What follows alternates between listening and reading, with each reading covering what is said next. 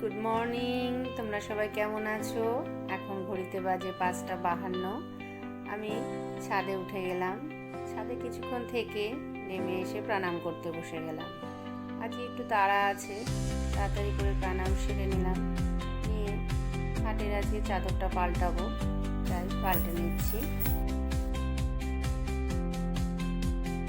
আজ রাখি পূর্ণিমা, তাই সকলকে জানাই রাখি পূর্ণিমার শুভেচ্ছা। আজকে সকালবেলা ভাবছি তাড়াতাড়ি করে পুজোটা দিয়ে নেব।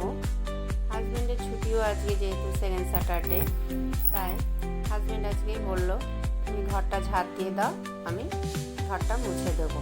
তাই তাড়াতাড়ি করে ঝাড় দিয়ে দিচ্ছি। উপর নিচ দুটোই ঝাড় দিয়ে আমি স্নানে চলে যাব।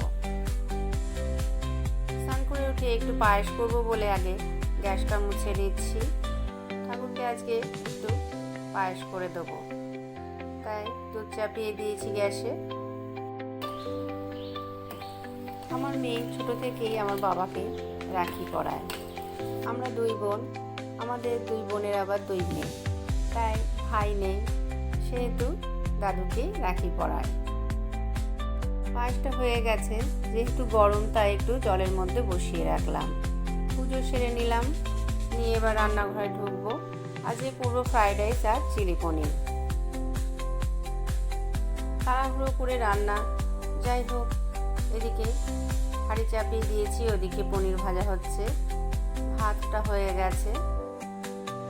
এদিকে চিলি পনিরটাও বসিয়ে দিচ্ছি। যেহেতু নিরামিষ করে করব, তাই একটু গরম মশলা ফোড়ন দিয়ে দিলাম, দিয়ে কেটে রাখা সবজিগুলো দিয়ে দেবো।